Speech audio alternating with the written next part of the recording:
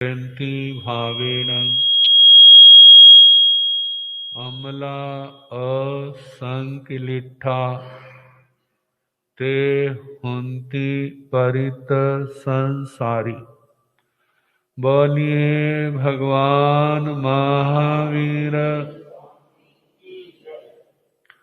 पावन चरित गुरुदेव जी बंदो मन वच काये भव सागर को तरन में करो हमारी सहाय।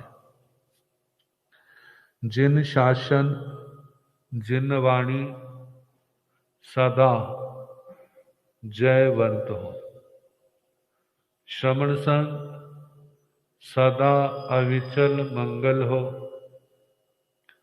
मुक्ति को प्राप्त श्रवण भगवान महावीर स्वामी उनकी परम पावन कल्याणी भागवती वाणी वाचक प्रमुख श्री इंद्रभूति गौतम आदि गणधर भगवंत जुग प्रधानाचार्य परम पूज्य श्री सुधर्मा स्वामी जी महाराज उनकी परम पावन पाठ परंपरा वर्तमान आचार्य ध्यान योगी परम पूज्य श्री शिव मुनि जी महाराज एवं गुरुजन सबके पावन चरण सरोजों में मेरा अनंत अनंत वार वंदना नमस्कार। उपस्थित धर्म प्रेमी सज्जनों, माताओं तथा बहनों, वीर स्तुति आपको सुनाना प्रारंभ किया। स्तुति करने से क्या होता है? कहते हैं हमारे पाप कट जाते हैं। क्या होता है? पाप कट जाते हैं। तो प्रश्न करने वाला कहता है फिर तो बहुत अच्छा है, पाप कर लो और ये स्तुति पढ़ लो, क्या हो जाएगा? फिर हमें सजा नहीं मिलनी चाहिए। कितना बढ़िया प्रमाण पत्र मिल गया। पाप किया, कोई सजा देने लगा, भाई मैंने तो स्तुति पढ़ ली, भगवान का नाम ले लिया, मेरी सजा माफ होगी। क्या हो जाएगी? तो होनी तो नहीं चाहिए, लेकिन कहा जा रहा है पाप कटते हैं तो फिर होनी चाहिए। जो तो सामान्य लोग हैं वो कहते ठीक है कटते होंगे। व्युत्पन्न मति वाले वो तो तर्क प्रश्न करेंगे और उनका समाधान भी होना चाहिए। ये स्तोत्र पढ़ने वालों की भी कोई कमी नहीं है, बहुत लोग पढ़ते हैं। और कितने लोगों की यही भावना होती है कि हम पढ़ेंगे तो हमारे पाप कटेंगे ही।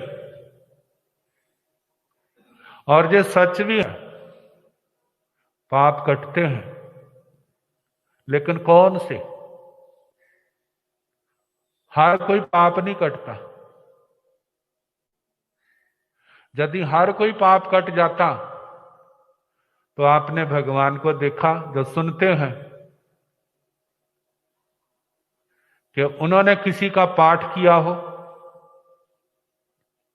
किसी की माला पढ़ी हो, किसी का स्तवन किया हो, कभी सुना? आज तक भक्तों का तो आता है, भक्त करते हैं वो भी। यदि हम आगम काल की ओर चले जाएं तो वहां पर माला पढ़ने वाले नहीं हमारे को दिखाई देंगे, धर्म ध्यान करने वाले दिखाई देंगे, भगवान गुरुओं को वंदना करते दिखाई देंगे। तत्व ज्ञान का कि सीखने वाले और परिवर्तना करने वाले जे हमारे को दिखाई देंगे, लेकिन ये श्रवण की परंपरा इसका मूल आधार भी है। थावथोई मंगलेनं भंते जीवे किंग जनी। स्तव स्तुति मंगल करने से क्या होता है? बताया, दर्शन की विशुद्धि होती है। 24 अर्थेनं भंते जीवे किंग जनी। थावथोई मंगलेनं भंते जीवे किंग जनी। दर्शन की विशुद्धि, ज्ञान दर्शन चारित्र तप आदि की इनकी शुद्धि होती है, इनका शुद्धिकरण होता है। पाप तो कटा है। कहते हैं इनसे पाप कटते हैं। कौन से? जो हमारी आत्मा ने, और देखा जाए वो मूल पाप है, जो हमारी आत्मा ने अविद्या दशा में, मिथ्यात्व दशा में, अज्ञानता में जो देव गुरु धर्म का अवर्णवाद किया है। अरे क्या है, सब पखंड है, ढोंग है, कुछ नहीं है इसके अंदर। जो निंदा करके कितने कुसंस्कार आत्मा के अंदर इकट्ठे किए हैं। अरिहंत भगवंतों का, सिद्ध भगवंतों का, आचार्य है, उपाध्याय है, साधु साध्वियां है, श्रावक श्राविकाएं है, धर्म तीर्थ है, अच्छे लोग हैं। उनकी निंदा कितनी की है, कितनी बार आवेश में आकर के क्या कुछ कह देते हैं। ऐसा करने से क्या होता है? भगवान कहते हैं दुर्लभ बुद्धि बनता है। जिसने सच का अपमान किया है, तिरस्कार किया है, उसको सत्य के दर्शन नहीं होंगे, वो सत्य से दूर हो जाएगा। और सोचो भला, यदि सच से ही दूर हो गया तो उसका कल्याण कैसे होगा? सच के पास आएगा फिर ही तो आगे बढ़ सकता है, लेकिन सच से तो वह बहुत दूर चला गया। और जिस आत्मा ने इस बात को जान लिया,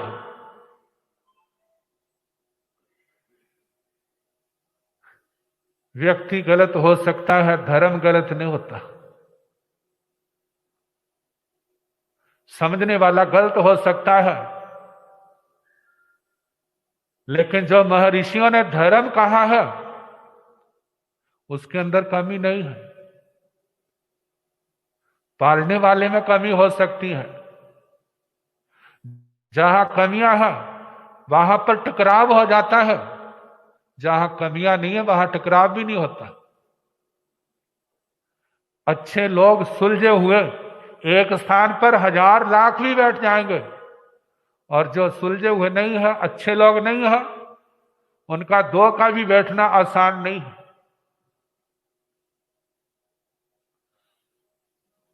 तो कहा जाता है 18 पाप है।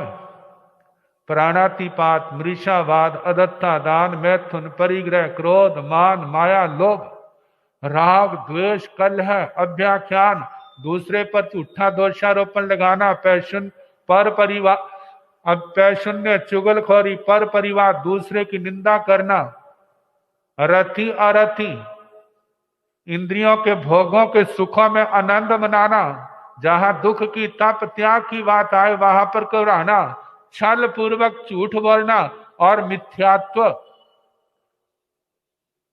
मिथ्यात्व की उपासना करना। मिथ्यात्व मतलब अविद्या, गलत, झूठ, उसकी उपासना करना, जो आत्मा के कल्याण करने वाले नहीं। इन 18 पापों से आत्मा क्या करता है? अपनी आत्मा को मैला बनाता है। पाप तो सारे बुरे हैं, कोई भी अच्छा नहीं है, लेकिन सबसे ज्यादा भयानक कौन सा है? जिसके आने पर सारे आए, वह है मिथ्यात्व का, अविद्या का। अविद्या के कारण इस आत्मा ने सच की निंदा की और झूठ की प्रशंसा की। सत्य की तो निंदा की और झूठ की प्रशंसा की। जो सत्य मार्ग पर चलने वाले हैं उनकी तो निंदा की, लेकिन झूठ के मार्ग पर चलने वालों की प्रशंसा की।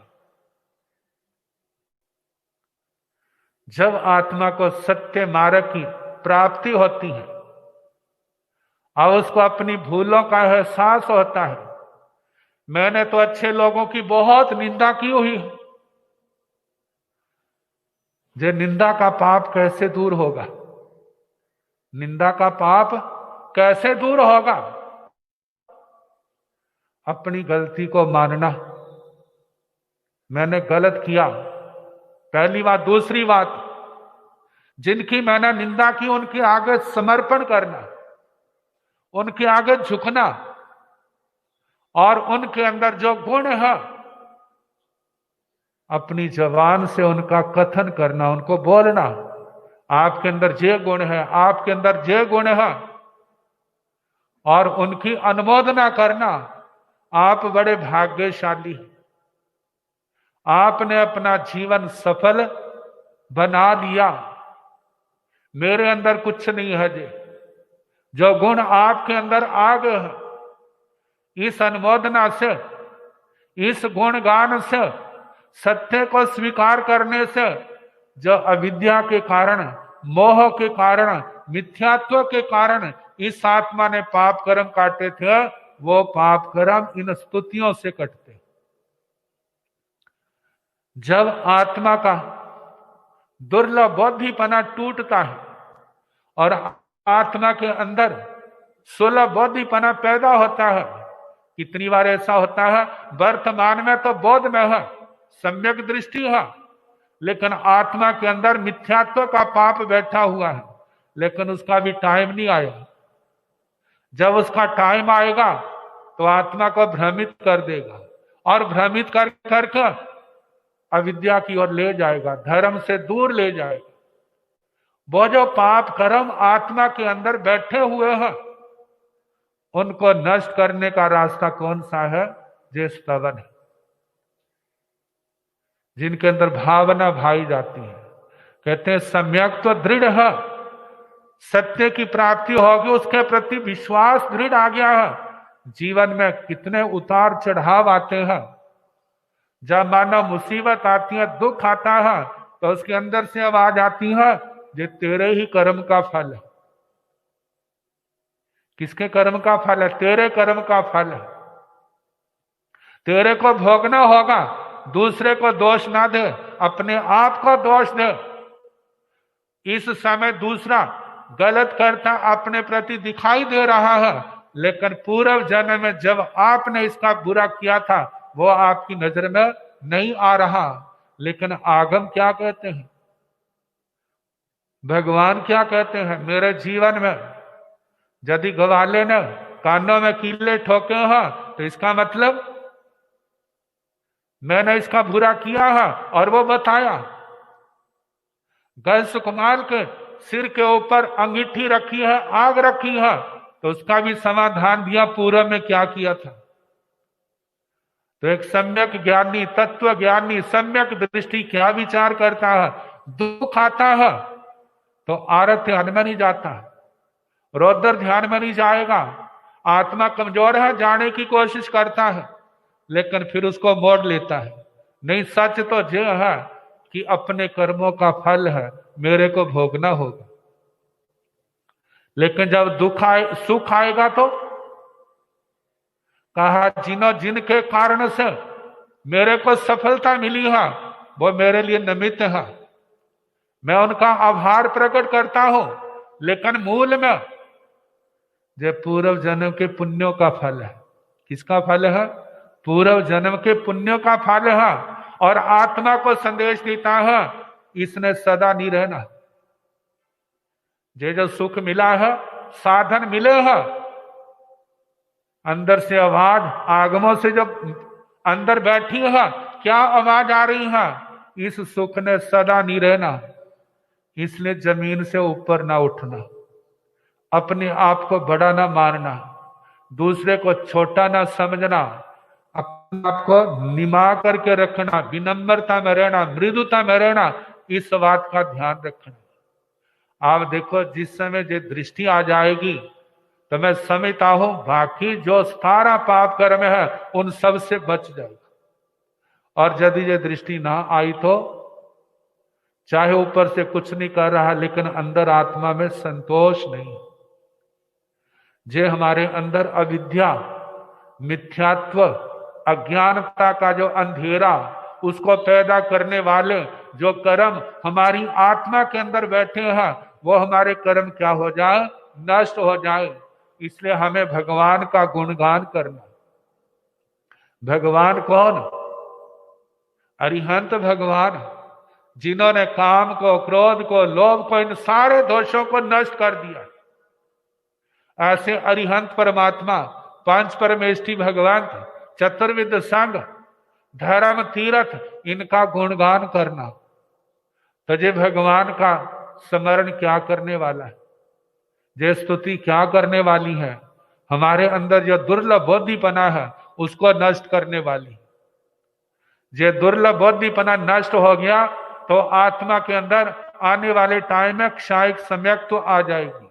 क्षायिक सम्यक तो आ गई है तो इसका मतलब है कि हम तीसरा जन्म लांघेंगे नहीं, 3 जन्म के अंदर क्या होंगे, इस संसार को पार कर जाएंगे। कितनी बड़ी उपलब्धि। मतलब मानो क्षायिक सम्यक तो आई है, कर्मों का बोझ तो बहुत है लेकिन सबको समता से सहन कर जाएगा। कितने कर्मों को भोग करके और कितने कर्मों को तपस्या के द्वारा काट जाएगा। जय नहीं है, संसार से मोक्ष में जाएगा तो किसी का हिसाब किताब शेष रहेगा, सारा पूर्ण करके फिर आगे जाएगा। अब इसके आगे कल पहली गाथा सुनाई थी लेकिन आज इसकी भूमिका में ही, पूर्व पीठिका बनाने में ही क्या हो गया, समय निकल गया है। तो कल जैसा अवसर होगा सुनाने का प्रयास करें।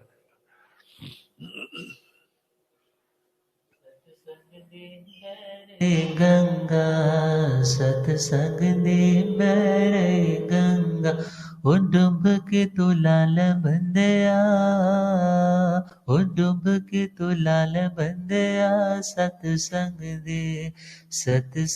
दे मेरे गंगा, सत्संग दे। भगवालियानु सत्संग मिलदा, भगवालियानु सत्संग, फुल कद कद जिंदगी दा खिलदा, फुल कद कद जिंदगी दा। ओ लाभ तो उठा ले बंदया, ओ लाभ तो उठा ले बंदया, सत्संग दे।